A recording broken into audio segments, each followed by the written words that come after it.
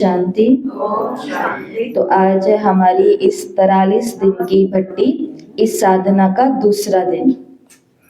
इस भट्टी का जो नामकरण किया है वो नाम रखा गया है अव्यक्त वरदान यात्रा, एक आध्यात्मिक सफर। अव्यक्त वरदान यात्रा क्यों? क्योंकि कल आप सभी को 12 वरदान भेजे गए हैं। अमृत वेले उन 12 वरदानों को बाबा से लेना है। तो वो वरदान सभी को याद है? लिखे हुए हैं, लिखे वो वरदान 2 4 5 दिन करोगे प्रैक्टिस तो वो याद हो जाएंगे। विजयी भव, अमर भव, पवित्र भव, सर्वोत्तम योगी भव, माया जीत भव, प्रकृति जीत भव, दिव्य बुद्धिवान भव, निश्चय बुद्धि भव, सच्चे सेवाधारी भव। ठीक है, अमर भव, विजयी भव हो गया, सहज योगी भव, विधाता, माया जीत, प्रकृति जीत, ठीक है, भाग्य विधाता। ये सभी क्या है? 12 वरदान है जो आपको भेजे गए थे। तो उन 12 वरदानों को पहले नियम के अनुसार रोज अमृत वेले बाबा से लेना है। और अच्छी बात यह है कई लोगों के फोन के अंदर टेलीग्राम नहीं आ पाता है और कईयों को वो चलाना भी नहीं आता, यूट्यूब तक तो आता है। तो दोनों बातें हैं, कईयों के चलता नहीं है और कईयों को कंफर्ट नहीं है टेलीग्राम को चलाने के अंदर। वो लोग, उन लोगों ने भी जब सुना कि वरदान और स्वमान की बातें हो रही हैं तो उनके पर्सनल, उनके भी मेल आए हैं और उनके भी क्लास के अंदर कमेंट्स आए हैं कि आप हमें भी वो वरदान भेजो, और उनको वहीं पर ही वो भेज दिए गए, ग्रुप के अंदर लिया नहीं गया, वहीं से ही। तो अगर हम ये 12 वरदानों का अनुभव करेंगे तो ये हमारे लिए एक वरदान की यात्रा बन जाएगी और एक वरदान भी इंसान के जीवन को बदल देता है। हम तो 12 वरदान लेने के लिए अब सुबह सुबह बैठेंगे तो, और इसको आप बहुत सुंदर बना सकते हो। 12 वरदानों के साथ छोटे छोटे 5-5 10 मिनट के बाबा के साथ अनुभव करो। जैसे अमर भव का वरदान लेना है, डायमंड हॉल में जाकर के ले, क्योंकि वही वो स्थान था जहां से हमें अमरता का वरदान मिला। बीके तो हम वहीं से बने ना, बाबा मिलन किया, ब्राह्मण बनने का छाप, स्टैंप हमारे ऊपर लग गई। संगम युग है स्टैंप ऑफिस, सतयुग है 1984 की मुरली में सुना है, संगम युग है। हाँ, वेरी गुड, 1984 की मुरली भी याद रहनी चाहिए। संगम पर क्या लगते हैं? स्टैंप लगते हैं। पवित्र हो, योगी हो, सेवाधारी हो, ये हो। और सतयुग में क्या मिल जाते हैं हमें? स्टेटस मिल जाते हैं, महाराजा के, महारानी के, रॉयल फैमिली के, साथी के, आदि आदि, संपन्नता के।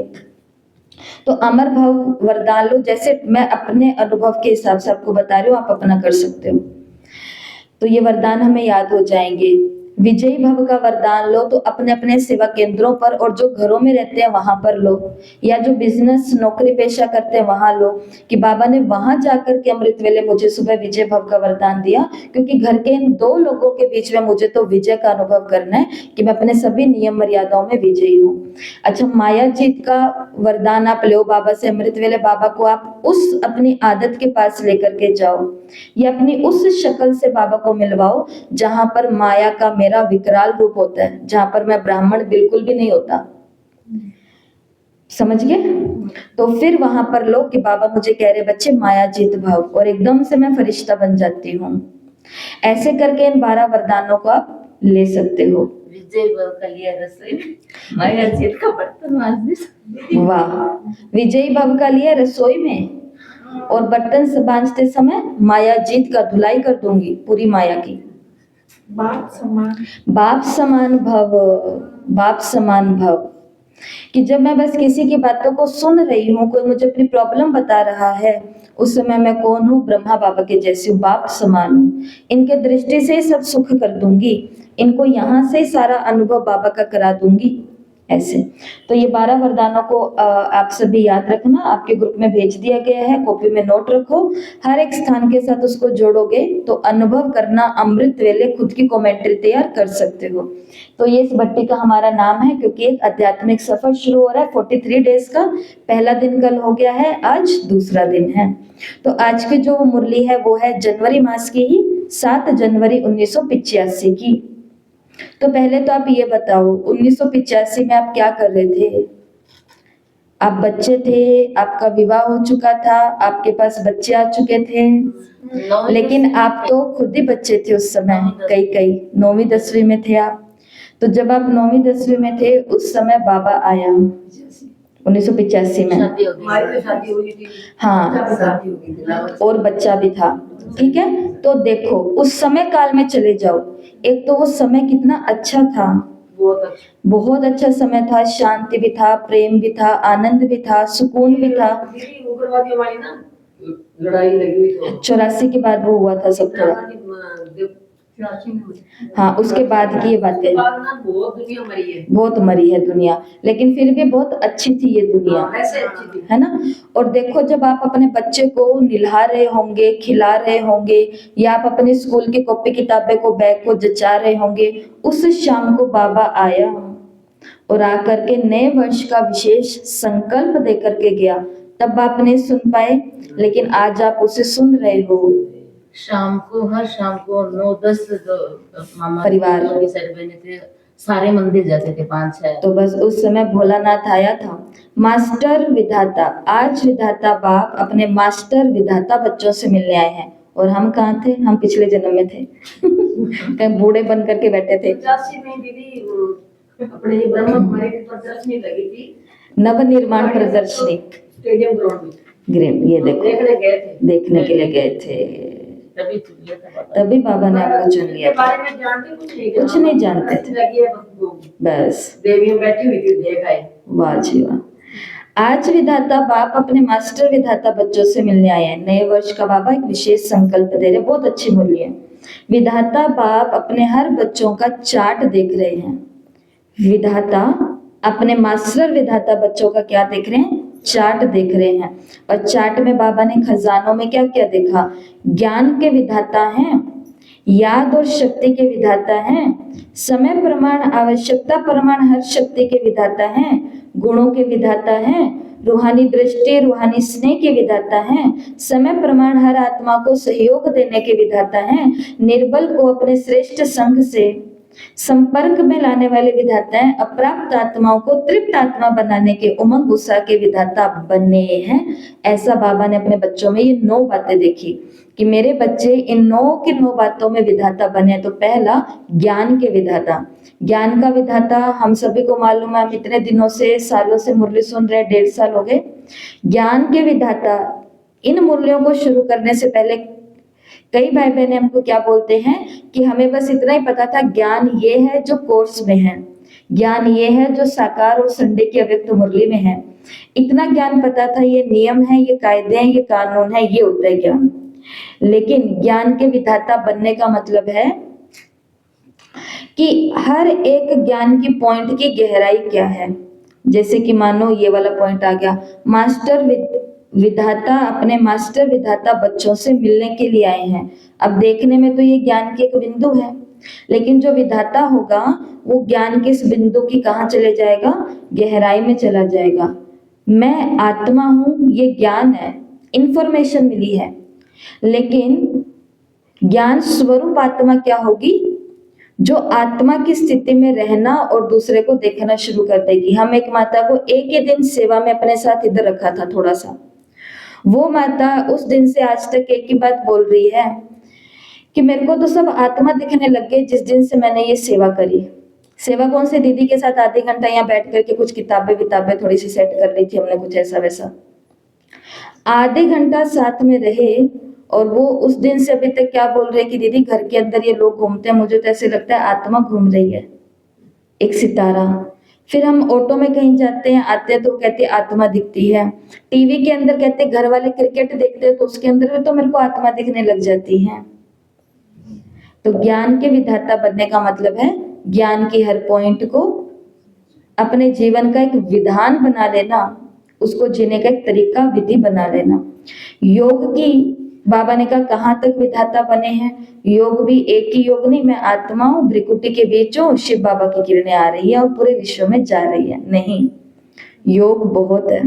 कभी आपको 108 दिन के योग की भट्टी करवाएंगे, कभी उसके अंदर आपको 108 प्रकार के योग भी बताएंगे।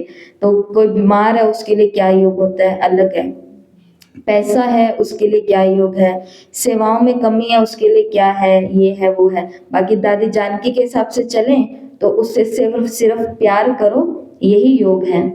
लेकिन योग के क्या बन जाना, विधाता बन जाना, शक्तियों के विधाता बनना, गुणों के विधाता बनना। विधाता बनने का मतलब है संपन्न बनना, फराक दिल बनना, बड़े दिल वाला बनना, कि मेरे पास ये सब कुछ है।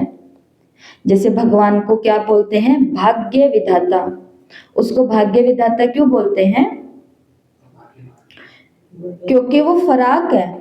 भाग्य बांटने में उसका दिल बहुत बड़ा है, उसके पास कमी नहीं है। उसके पास 8 बच्चे होते तो भी पूरा भाग्य बांटता, उसके पास 80 बच्चे होते तो भी भाग्य बांटता, और आज उसके पास 820 करोड़ बच्चे हैं तो भी वो सबको क्या बांट रहा है, वही सबको भाग्य दे रहा है, बड़ा धनवान तो वही है। सबसे बड़ा।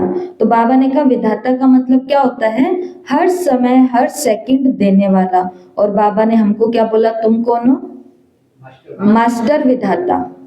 मास्टर विधाता, विधाता किनमें, इन सभी चीजों में, ज्ञान के भी, योग के भी, गुणों के भी, शक्तियों के भी, सहयोग के भी, अपने संग से, संपर्क से निर्बल को बल देने वाले भी, अप्राप्त को तृप्त आत्मा बनाने वाले भी, उमंग उत्साह में रखाने वाले भी, दृष्टि से, रूहानी स्नेह से, सबके विधाता। तो विधाता का मतलब होता है जो हर समय हर संकल्प में देने वाला है। विधाता मतलब फराक दिल, सागर के समान देने में बड़ी दिल वाले, बड़ी दिल वाले। विधाता अर्थात सिवाय बाप के, यहाँ पर ये बहुत मेन पॉइंट है। विधाता का एक और मतलब बाबा ने बताया, सिवाय बाप के और किसी आत्मा से लेने की भावना रखने वाले नहीं। जो लूंगी सिर्फ बाबा से लूंगी, और तो बाकी सबको मुझे देना है, देना है, देना है। क्या देना है, प्रेरणाएं देनी है। देने के अंदर सुख शांति प्यार ज्ञान ये नहीं होता, क्या देनी है, औरों को प्रेरणा देनी है। आप एक ब्रह्मा कुमारी दीदी को देखो, चाहे माउंट आबू के स्टेज पे बैठी है, चाहे आपके सेंटर के स्टेज पे बैठी है, चाहे कहीं पर भी यूट्यूब पर दीदी दिख रही है आपको, वो हर दीदी अपनी वाणी का उपयोग करके सामने वाले लोगों में क्या भर रही है, प्रेरणा ही तो भर रही है। शक्ति भी भर रही है, गुण भी भर रही है, ज्ञान भी भर रही है, योग की पावर भी भर रही है। लेकिन अपने बोल के द्वारा वो क्या भर रही है, सामने वाले में प्रेरणा भर रही है। प्रेरणा किस चीज की, प्रेरणा किस चीज की, प्रेरणा किस चीज की, कि आप भी भगवान के कार्य में सहयोगी बनो। खाली दीदियां बहुत अच्छी हैं, दीदियां बहुत अच्छी हैं, ये नहीं करो। वो अपनी वाणी से औरों को भी क्या कर रहे हैं, आप भी तो कितने अच्छे हो। कल एक माता ने इतनी सुंदर बात कही, उन्होंने बोला कि दीदी मैं जितना बाबा चाहता है मैं उतना कोई सहयोग नहीं कर रही यज्ञ के अंदर, ना भंडारी में ना भंडारे में। मैंने कहा कि नहीं नहीं बहुत अच्छा है। कहते कि नहीं दीदी मैं नहीं कर रही हूँ, मुझे पता है, लेकिन मुझे इस चीज की खुशी होती है कि मैंने आज तक मेरे कारण एक दिन भी दीदी को परेशान नहीं होने दिया। वो आत्मा को इतना कॉन्फिडेंस कि मेरे कारण दीदी को कभी एक भी संकल्प नहीं चला होगा, क्यों क्या कैसे कहाँ है, किस लिए किसके साथ है, नहीं। मेरे कारण बाबा के घर की कभी गलानी नहीं हुई, इतना कॉन्फिडेंस से वो आत्मा बोल रही है। 8-9 सालों से जुड़ी हुई आत्मा। तीसरी बात उन्होंने बोली कि मेरे कारण दीदी की फैमिली को भी कभी कोई प्रॉब्लम नहीं आई।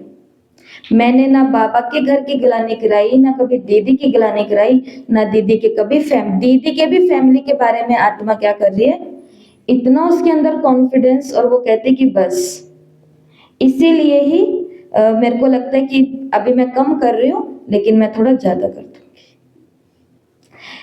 ये करने, कम करने, ज्यादा करने और करने की भी प्रेरणा कहाँ से मिली हमें, इन निमित्त आत्माओं से मिली ना। तो दूंगी सबको, केवल क्या करूंगी, दूंगी, लेकिन सारी प्रेरणाएं लूंगी कहां से, योग में बैठेंगे बाबा टच करते सेवाएं। विधाता का आप लिखना आज अपने नोटबुक में घर जाके जरूर, कि विधाता का एक मतलब बाबा ने बताया जो हर समय हर संकल्प से औरों को केवल देने वाला होता है। विधाता का दूसरा मतलब बताया जो सागर के समान बड़ी दिल वाला होता है, फराक दिल वाला होता है। विधाता का तीसरा मतलब बाबा ने बताया कि जो बाबा के अलावा किसी भी आत्मा से कभी भी लेने का कोई संकल्प नहीं करता, किसी भी आत्मा से कुछ लेने का संकल्प नहीं करता, सदा देने वाला।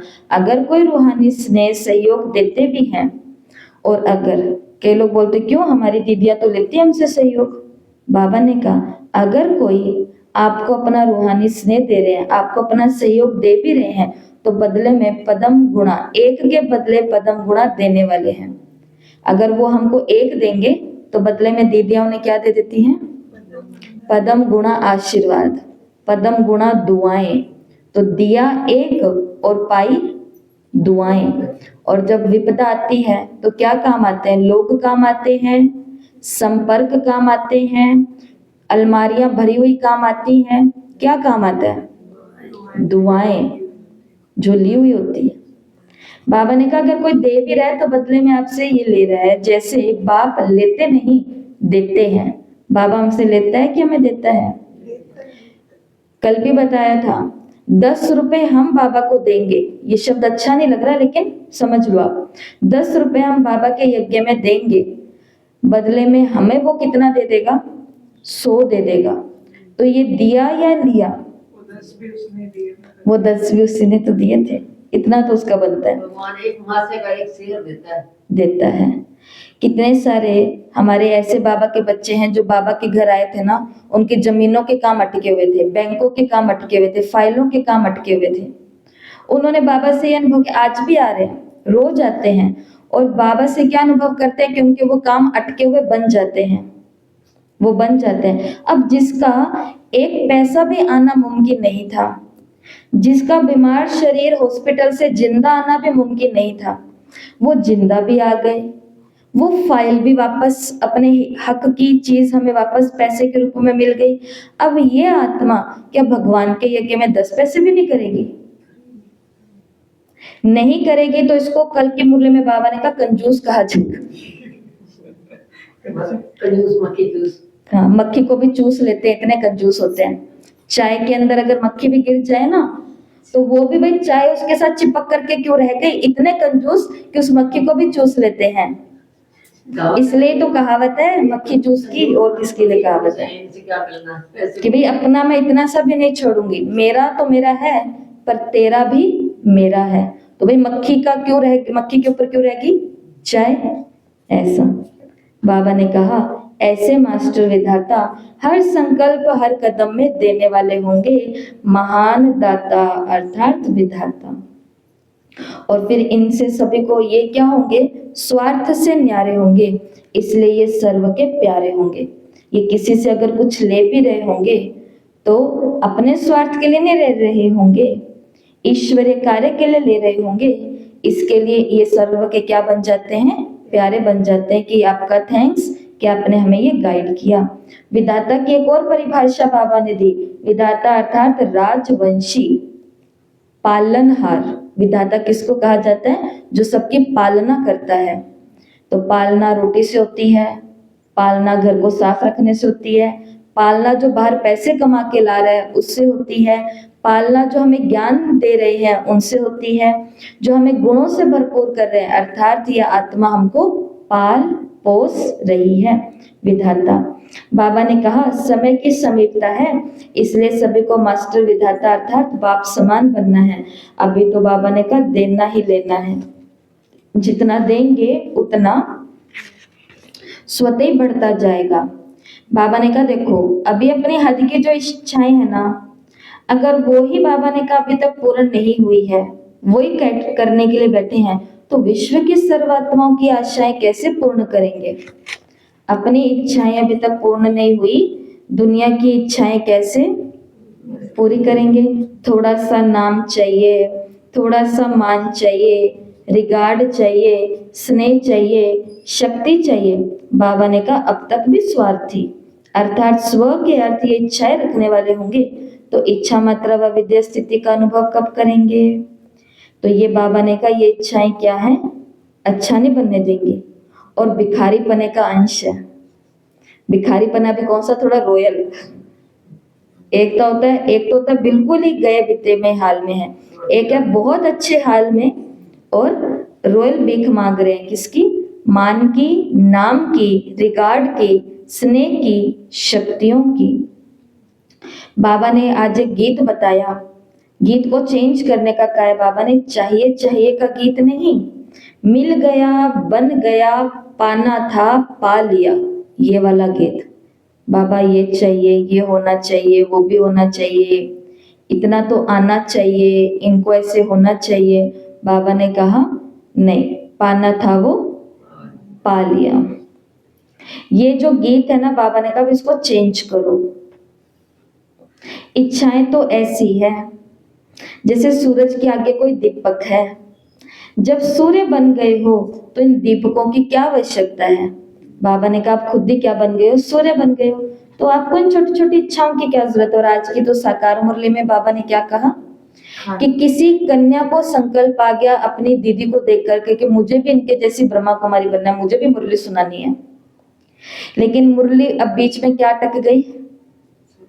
छोटी छोटी इच्छाएं कि पर मैं फोन नहीं चला पाऊंगी, फिर मैं इनके साथ रहूंगी तो मैं लहसुन प्याज नहीं खा पाऊंगी, कुरकुरे चिप्स नहीं खा पाऊंगी, फिर मैं अपने मनपसंद की चीजें पहन नहीं पाऊंगी। मैं तो अभी ये नया ब्रेसलेट लेकर के आई थी, फिर मेरा इसका क्या होगा? नए जूते। ऐसी चीजें। नींद का त्याग, ये तो सेंटर पे हमें रखेंगे तो 4 बजे हमें उठाएंगे अपने साथ में। फिर ऊपर से मैं तो घर पे भी काम नहीं किया, दीदी तो मेरे से सारा काम भी कराएंगे। तो अड़ोस पड़ोस बड़ों को मैं कह के आई, तो वो लोग आए नहीं। तो फिर मैं 2-3 घरों में मैं अपने आप में का जो सत्संग है प्रसाद मैं दे आई। तो आप लोग आए नहीं। वही से 6 बजे कौन आवे, 7 बजे। हाँ वही तो नहीं लाया जाता। तो फिर अब क्या करें? गोदी जाके थोड़ी जाती। कोई बात नहीं, जिसके भाग्य में जितना है वो है। अपने को तो अपना फुल कॉन्फिडेंस के साथ, डबल फोर्स के साथ सबको निमंत्रण देना, और वो हमने किया, प्रसाद भी खिलाया, बहुत अच्छा किया। तो ये जो बाबा कहते हैं ये इच्छाएं क्या है? तुम हो सूरज, तुम एक ब्रह्मा कुमारी बनने वाली हो, तुम्हारे आगे संसार आकर के झुकने वाला है, और तुमको क्या चाहिए? मेरी मन पसंदीदा क्रीम मेरे को छोड़नी पड़ेगी, क्योंकि वहां पे मेरे को क्रीम भी लगाने के लिए पता नहीं मिलेगी कि नहीं मिलेगी। जो मिलेगा चलेंगे तो कोई वो भी दे करके चला जाएगा। अगर सीधा भगवान के आगे आकर के बैठ गए ना कि ये लो जी अपने तो जैसे हैं जो हैं आपके, अब जो करना है मेरे साथ कर लो। भगवान ने सगाई की है तो सोचेगा नहीं कुछ अपनी सजनी के बारे में? चेकिंग तो बस तो होगी। हमें 2017 में ट्रेनिंग करनी थी, मेरी ट्रेनिंग 2018 में हुई, क्योंकि एक साल तो चेकिंग ही चली है कि भाई चेक तो करेंगे कि इनके अंदर कोई वैराग आया भी है कि नहीं आया, अकेले जिंदगी में चल भी पाएंगे कि नहीं चल पाएंगे, इस जीवन को धारण कर पाएंगे नहीं कर पाएंगे।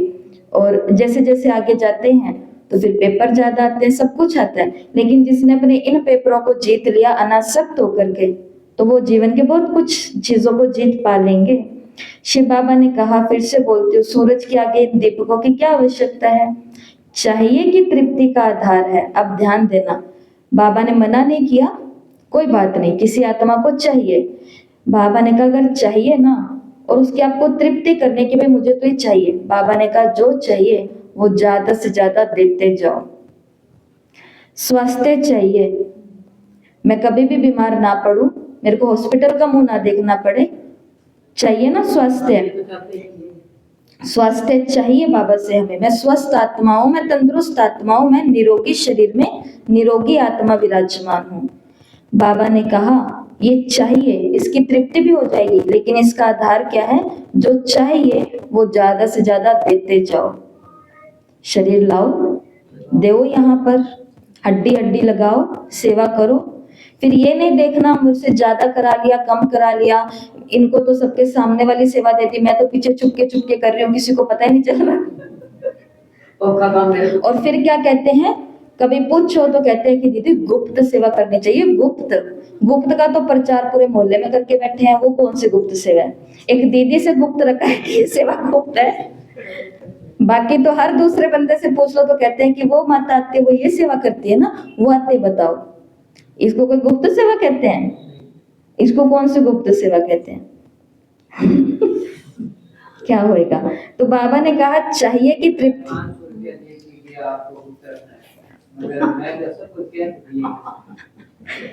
कि भाई मैं दीदी को आज 500 रुपये पकड़ा के आया हूँ, राजकुमार भाई जी कह रहे हैं। तो शिव बाबा ने कहा ये जो बात अभी आई है ना, ये एक, फिर से आपको बता देती हूँ, ये एक दुनिया के चलने का नियम है।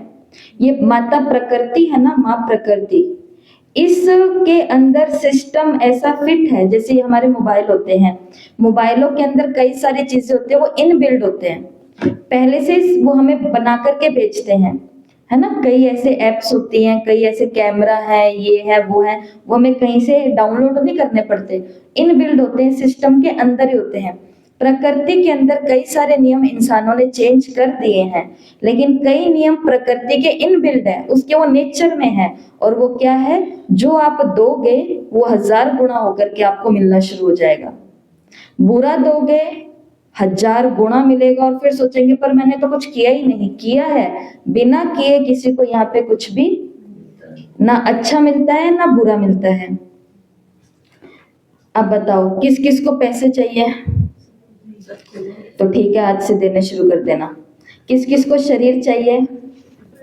तो फिर आज से घंटा सेवा कर करके जाना, आधी घंटा, 10 मिनट, 5 मिनट। किस किस को रिगार्ड चाहिए?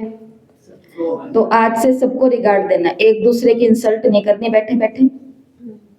दीदी से आपकी बात होती है, वो बात अलग है, उनको बताना है कि दीदी ये थोड़ा लाइन पे नहीं चल रहे, आप थोड़ा संभाल लेना बात को।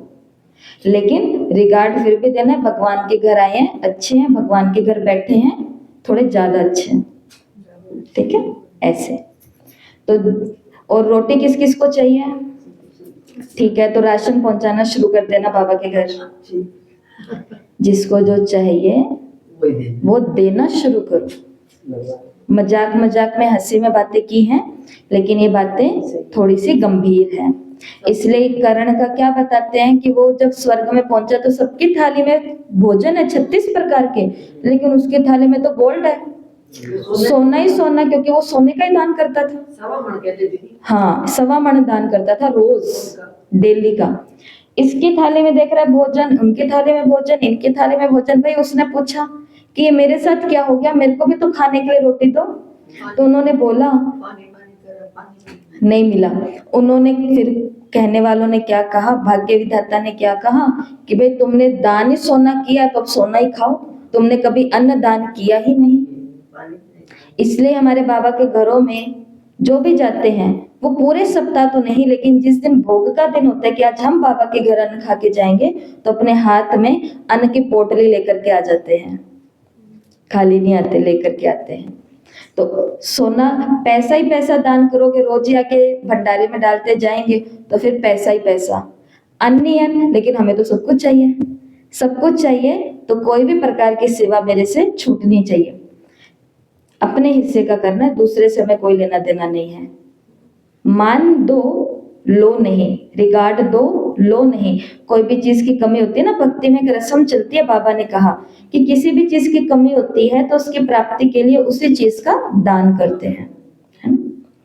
तो देना लेना हो जाएगा। ऐसे आप बाबा के बच्चे, दाता के बच्चे, देने वाले, देवता बनने वाले हो। और आपकी महिमा भी क्या है? शांति देवा, संपत्ति देवा, या लेवा, देवा देवा। लौकिक आशाएं, इच्छाएं समाप्त हो जाएंगी। कब? अब अलौकिक जीवन की बेहद की इच्छाएं समझते हो कि ये तो ज्ञान की है, ये तो होनी चाहिए। लेकिन कोई भी हद की चाहना वाला माया का सामना नहीं कर सकता। मांगने से मिलने वाली ये चीज नहीं है। कोई को कहो मुझे रिगार्ड दो, दिलाओ, मांगने से मिले, ये रास्ता ही रॉन्ग है। मान तो कहाँ मिलता है? दिल से मिलता है। कई लोग देखो पूरे साल बात नहीं करते, लेकिन जब वो मिलते हैं, बात करते हैं, तो पूछो ही नहीं उनका क्या हाल होता है। और कई है जो रोज सामने होते हैं और तारीफों की रोज एक माला पहना करके जाते हैं, और उनके जैसा अपमान और कोई दुनिया में करता नहीं है। इसके लिए रोज रोज नहीं, अपने को तो ये रास्ता ही रोक है, मांगने से कुछ नहीं है। शान मांगने वाला हमेशा क्या होगा, परेशान होगा। इसलिए बाबा ने कहा अभी मेरा मेरा नहीं करो, सब तेरा तेरा। जहां तेरा है वहां संतुष्टि है, जहां मेरा होगा वहां असंतुष्टि, क्योंकि मेरा कहने से जो है ना वो भी गवा देंगे। मेरा जिसको कहा, ये सेवा मेरा है, मेरी है, मेरी चली जाएगी। हाँ, रिस्पॉन्सिबिलिटी से समझे कि हाँ आप सब करो, बाकी भाई जिम्मेवारी तो मेरी है। तो फिर वो मेरापन नहीं आया, मेरा भाव नहीं आया। फिर बाबा ने महाराष्ट्र, यूपी और डबल विदेशियों से मिला। महाराष्ट्र को बोला संपन्न राष्ट्र है, महान राष्ट्र है। यूपी को बोला पतित पावनी बनाने वाले हैं, गंगा समान है। और डबल विदेशियों को बोला डबल नशे में रहने वाले हैं, याद का नशा और सेवा का नशा। टीचर्स को बाबा ने बोला खुद की उन्नति कर, खुद की सेवा पहले करनी है, फिर दूसरों को सुनाना है, क्योंकि दूसरों को सुनाने से पहले अपने कानों में तो जाएगा ही ना।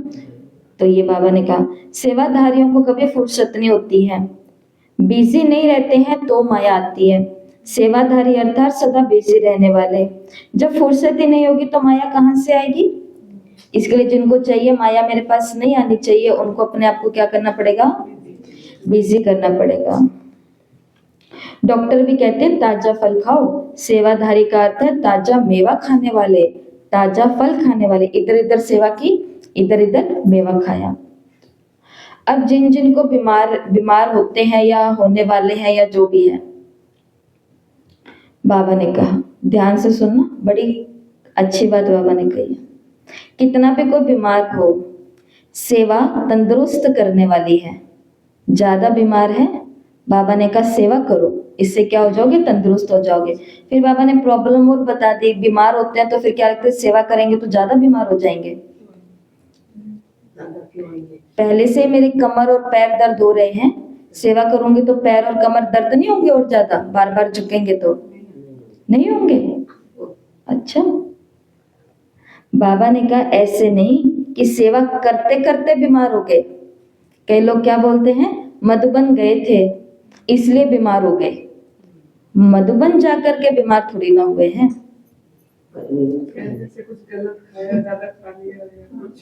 अपनी दिनचर्या के अंदर को चेंज लेकर के आए हैं तो हुए हैं। बाकी हवा पानी का तो प्रभाव सब पर ही पड़ता है, किस पर नहीं पड़ा। हमको छोटे बेबी हो तो बात अलग हो, लेकिन आज 50 50 60 60 70 70 साल की उम्र ली है, दुनिया में क्या क्या देख के आए होंगे, कहाँ कहाँ गए हैं। तो कभी कभी क्या बोलते हैं, मैं सेवा में गई इसलिए मैं बीमार हो गई, मैं सेवा में गई तो मेरी टांग टूट गई, मैं सेवा में गई तो मेरा सिर दुखने लग गया। हो ही नहीं सकता। बाबा ने आज इस बात को, कई लोग ऐसे बोलते हैं कि दीदी हम आपके साथ गए ना तो मेरा सिर ऐसा हो गया, मेरी तो तबीयत उस दिन से खराब हो गई, ये हो गया वो हो गया। इसका मतलब हम सेवा में नहीं गए थे, हम बस दीदी के साथ घूमने के लिए गए थे, थोड़ा देखने के लिए गए थे कि हम भी तो देखें कि ये सेवा करते कैसे हैं। बाकी सेवा करने से कोई बीमार नहीं होता है। नहीं, दीदी ने कह दिया तो हम चले गए। बीमार को तंदुरुस्त बनाने वाली है सेवा, लिख लेना आज अपने पास में ये। बीमार को तंदुरुस्त बनाने वाली है। बीमारी की हालत में आते हैं और सेवा करते करते क्या हो जाते हैं, तंदुरुस्त हो जाते हैं। राजकुमार भाई जी को शुगर, और अभी तो हमारे पास ये मैट लग गया है, आगे का धोना बंद करवाया, नहीं तो मैं धोऊंगा तो मेरे हाथ दर्द कम होंगे। तो इनको पहले जब ये मैट नहीं था तो यहाँ खुशबू दीदी थोड़ी ना सफाई करते, तो माताओं से तो हमने कभी करवाया ही नहीं। ये तो 2-4 सालों से कुछ सबका भाग्य बनाने के लिए थोड़ा सोचा गया है, भाग्य बनाने के लिए सिर्फ। तो कौन करता था यहाँ के झाड़ू पोछे, राजकुमार भाई जी करते थे। और उन्होंने अनुभव किया कि शुगर के कारण मेरे हड्डियां ये दुखती हैं, और जब ये यहाँ पे झाड़ू पोछा रोज रोज करते थे तो इनका दर्द खत्म हो गया। और अभी भी ये तैयार है कि दीदी क्यों आगे की सुबह सुबह सफाई करे, मैं करूंगा। अभी तो इनको कंट्रोल करा गया है कि पूरा बाबा का घर है, बहुत कुछ है करने के लिए, बहुत अनुभव है लोगों के पास। अभी अंजू बहन आपके सामने बैठे हैं, मैं सब माताओं के बारे में जानती हूँ, लेकिन जिसके नजदीक बहुत ज्यादा रहती है उसके बारे में मैं बता सकती हूँ। आप लोगों को पता भी नहीं चला, पिछले 4 दिनों से पीछे 4 दिनों में इनकी कमर के अंदर इतना पेन था कि बैठ नहीं सकते थे। लेटा लेटा रह करके ऊपर सेवाओं को निभाना, टोली भोग बनाना, बीच में 2 भोग भी आगे, सब कुछ होना। फिर भी नीचे नीचे धीरे धीरे उतर करके आना, बैठना। बाबा ने डॉक्टर के पास नहीं जाने दिया। बाबा हमारा पैसा नहीं लगने देता। बाबा हमें उस दरवाजे पर नहीं जाने देता, क्योंकि ये बॉडी मैंने बाबा की सेवा के भोग के लिए रखी हुई है। सेवा के लिए, भोग के लिए। दीदी कर रही है, दीदी की ऊपर से मदद। मैं कल हमने 4-5 बारी मुरली सुनाई। ऐसे बाबा के ग्रुप आ रहे थे बच्चे, और मैं ऊपर जाती हूँ, भोग की ट्रे तैयार है। ऊपर जाती हूँ, कटोरियां, हलवा गरम गरम तैयार है। ऊपर जाती हूँ तो फिर से ये तैयार है। शरीर देंगे तो बीमारियां दूर होंगी। और लोग कहते हैं कि इनको क्या काम है। घर में एक मेहमान आता है तो दिमाग घूम जाता है माता का, और यहाँ पे बाबा के घर में मेहमान मेहमान मेहमान महान बनने के लिए आते हैं।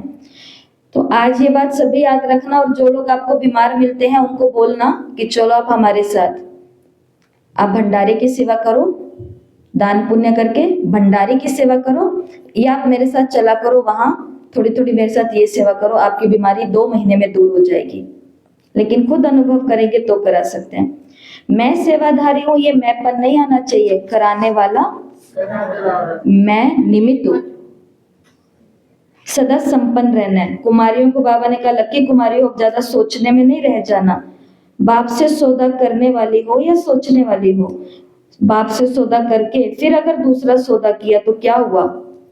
बाबा से सौदा किया और फिर दूसरा सौदा कर लिया, मतलब शादी करा ली, तो बाबा ने कहा फिर क्या होगा। 1 लखपति गरीब जैसे बन जाता है ना, वैसे होगा।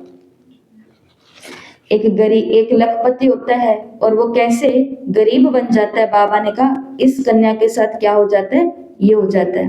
कहाँ तक सब, कल तक बाबा की कन्या, बाबा की कन्या, अरे कुमारी है कुमारी है कह करके कर रहे थे।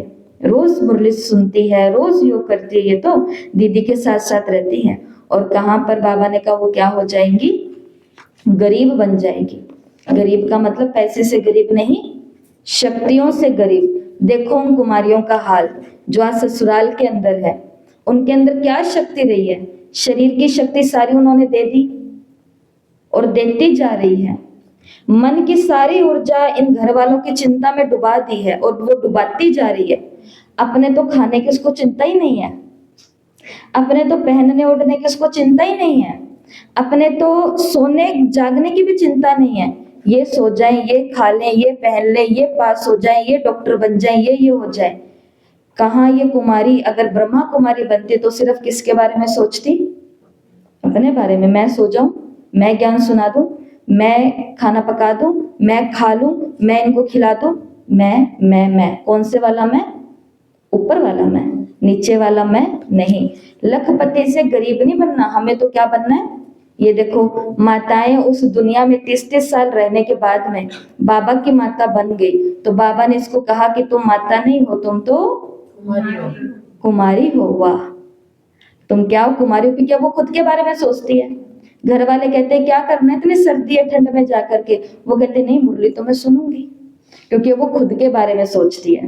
क्योंकि उसको दिखता है कि आपके लिए तो मैंने सारी शक्ति लगा दी भाई, अब मैं अपनी आत्मा के लिए भी कुछ कर लूं। तो कुमारी बनी ना, कुमारी बनी। तो बाबा ने कहा इसलिए सोते में ज्यादा सोचना नहीं, कर लो। और संग हमेशा क्या रखो, अच्छा रखो, तो पक्का रंग लगेगा। और कुमारी अगर संग कच्चा रखेगी ना तो उसका रंग क्या हो जाता है, कच्चा हो जाता है। इसलिए कुमारियों को संग का बहुत ज्यादा ध्यान रखना पड़ता है। ये मुरली हमने सुन ली, तो आज की मुरली से आपको चार्ट भेजेंगे। उस चार्ट में बस ज्यादा कुछ नहीं है, ये थोड़ी थोड़ी 8 बातें लिखी हुई हैं। जैसे मैं आपको सुना देती हूँ 1 मिनट में, अभी लिखना नहीं, आपको ग्रुप में भेज देंगे। क्या मैं ज्ञान का दाता हूँ, क्या मैं योग की शक्तियों का दाता हूँ, क्या मैं समय अनुसार शक्तियां देने वाला हूँ? क्या मैं गुणों का दाता हूँ? क्या मैं रूहानी दृष्टि का दाता हूँ? क्या मैं हर आत्मा को सहयोग देना आता है? क्या मैं निर्बल आत्मा को अपने संग से मजबूत बनाता हूँ? क्या मैं अतृप्त आत्मा को तृप्त करने वाला हूँ? तो बस ये अपने हमें सेल्फ चेकिंग करनी है कि मेरे आगे अगर कोई अतृप्त आत्मा आ गई तो मैं उसे तृप्त कर पाऊंगी, और करती हूँ क्या मैं? तो ऐसे ऐसे आपको अपने इन चार्ट की चेकिंग करनी है। मुरलियों के 8 पॉइंट है आपके लिए तैयार किए गए हैं, ठीक है। सारी सृष्टि को 10 मिनट परमात्मा शक्तियों की पावरफुल सकाश देनी है। पूरे दिन में सिर्फ कितने मिनट?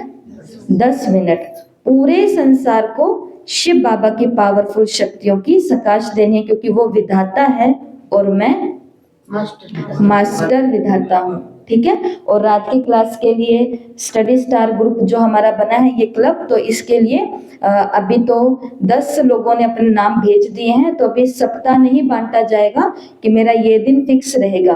तो अभी आज और भी जो लोग हैं वो भी अपने नाम भेज देंगे कि भी मुझे भी एक दिन सार सुनाना, नाम भेजने पड़ेंगे फिर से, ठीक है। सार सुनाना है तो कि मुझे सार सुनाना है, तो उन्होंने अपने नाम भेज दिए। तो अब आपको आज रात तक मैं लिस्ट तैयार कर दूंगी, फिर आपको याद रखना पड़ेगा इसके बाद मेरी बारी है, इसके बाद मेरी बारी है, इसके बाद मेरी बारी है, इसके बाद मेरी बारी है, इसके बाद मेरी बारी है, ठीक है। हाँ 15 जने हो गए तो फिर से वो चक्र रिपीट हो जाएगा। और बाकी मैं 7 बजे के बाद में तो 7:30 के बाद में तो नाम भेज दूंगी कि आज सार किसको सुनाना है। ओके, ओम शांति। और बाकी कल बहुत लोगों ने होमवर्क किया तो उससे पता चल गया नई मट्टी के लिए सब लोग बड़े उमंग से तैयार हैं। ऐसे ही आज की मुरली पूरी पढ़नी है, टेस्ट देना है और फिर होमवर्क करना है। ओम शांति। 1 सेकंड के लिए सभी